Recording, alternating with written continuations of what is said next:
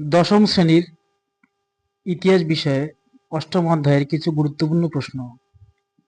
যে প্রশ্নগুলো টিকমার্ক দেওয়া আছে সেগুলো হচ্ছে খুব গুরুত্বপূর্ণ প্রশ্ন। হ্যাঁ, তাহলে প্রথমে হচ্ছে 1 নম্বর, দেশীয় রাজ্যগুলি ভারতভুক্তির দলিল বলতে কি বুঝো? এগুলো হচ্ছে কি 2 মার্কসের। তারপরটা হচ্ছে কি 1950 খ্রিস্টাব্দে কেন নেহেরু লিয়াকত চুক্তি স্বাক্ষরিত হয়েছিল? 3 নম্বর হচ্ছে কি পরিস্থিতিতে কাশ্মীর রাজা হরি সিং ভারতভুক্তির দলিলে স্বাক্ষর করেন? 4 নম্বর, রাজ্য পুনর্গঠন কমিশন কেন গঠিত হয়েছিল? 5 নম্বর, দর কমিশন, অ্যাকচুয়ালি এখানে দর কমিশন আছে, এখানে দর কমিশন হবে।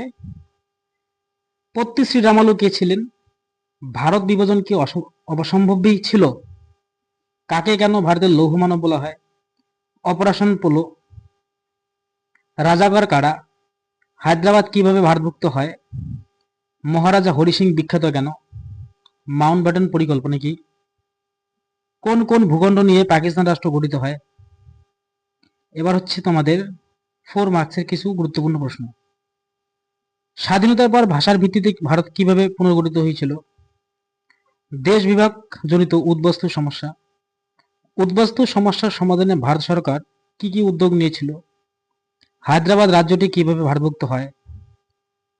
আর একটা হচ্ছে, যেটা হচ্ছে দেওয়া নেই, এখানে আমি লিখছি, সেটা হচ্ছে কাশ্মীর সমস্যা।